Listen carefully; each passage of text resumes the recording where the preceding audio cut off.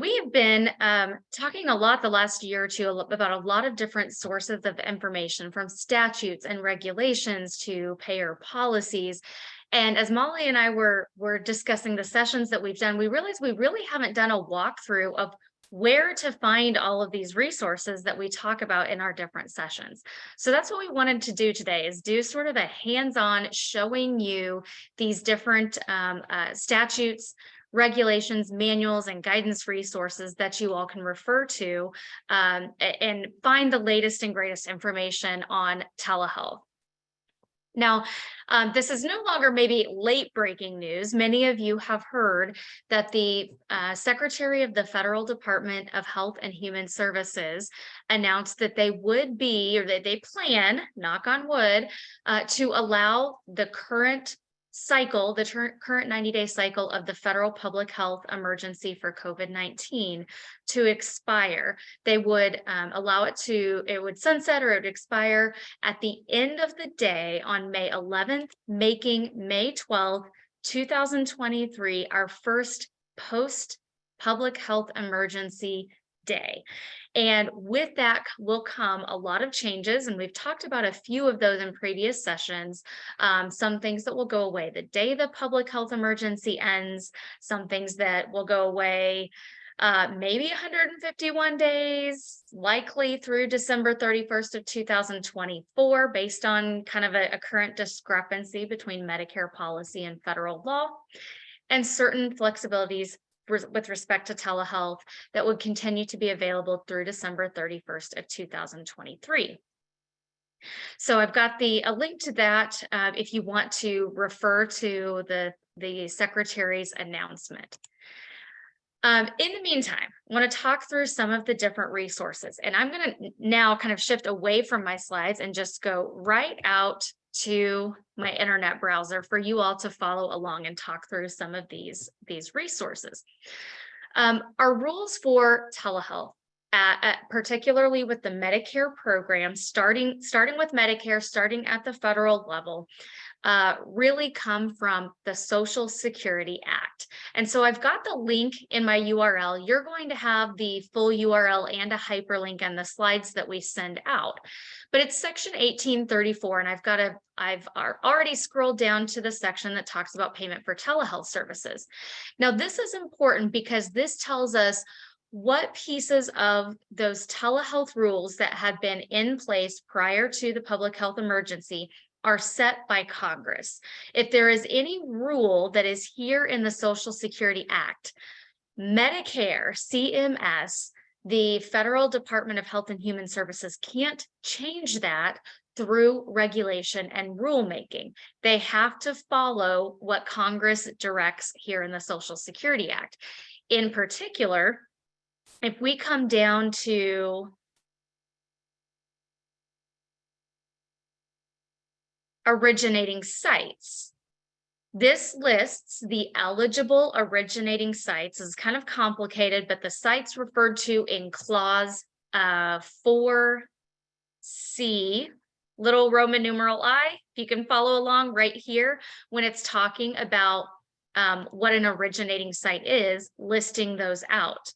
What you do not see here in the Social Security Act, with very, very limited exception, is the home of the individual.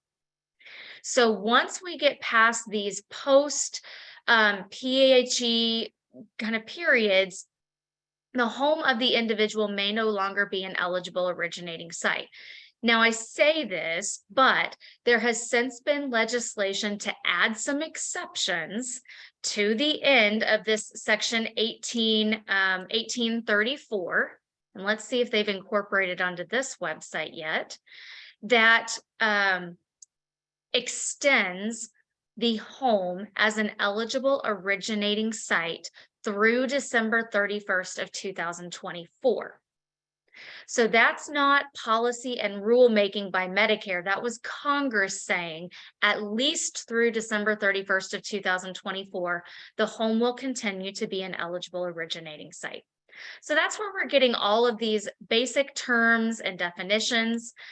This is the origin, or this is the source document. Sorry, I'm going to scroll back up here just a bit. that establishes, or typically for telehealth to Medicare, that it has to be in a rural geographic area, defining what a rural geographic area is, or a healthcare provider shortage area, defining what a healthcare provider shortage area is. All of those restrictions that we had prior to the PHE really come from the Social Security Act. After the Social Security Act says, Congress says we will pay for telehealth services under these certain restrictions or conditions, typically, if we ignore the PHE, then the Department of Health and Human Services, CMS, can create regulations to interpret and kind of lay out how they will cover different telehealth services.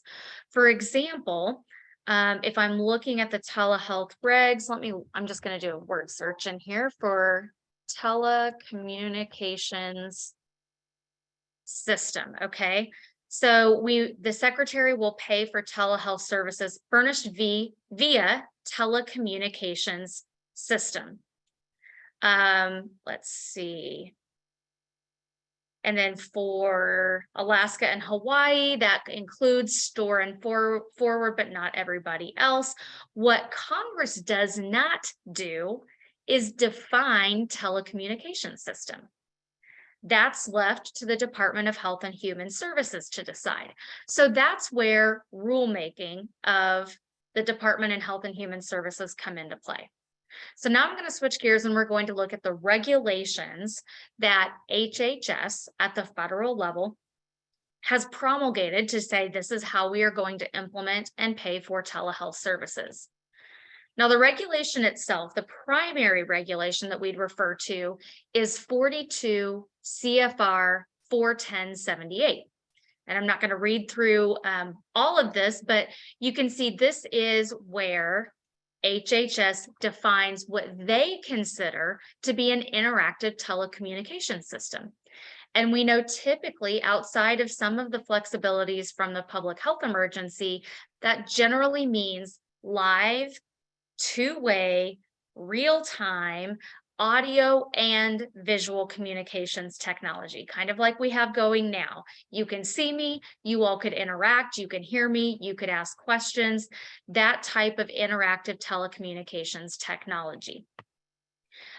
There may be some exceptions. There may be for audio only type services that we've talked about in different sessions as well. But this really goes into detail on how HHS defines these different types of technologies, originating site, a lot of those terms that we saw in the Social Security Act.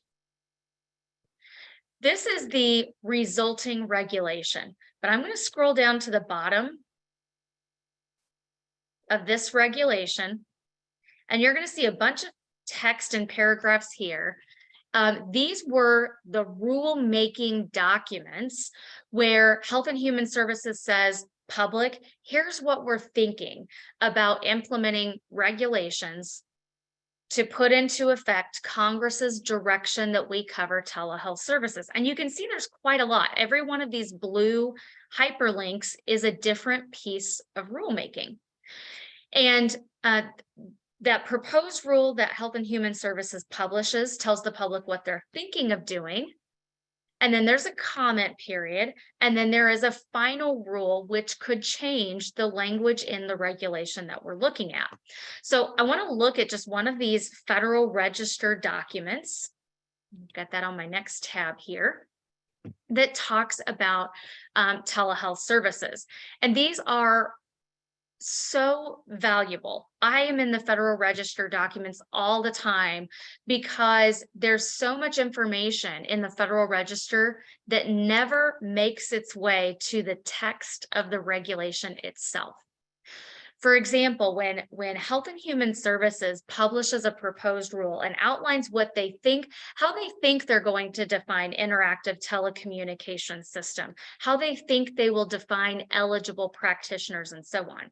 And then we have public comments, and the final rule is then released in response to public comments.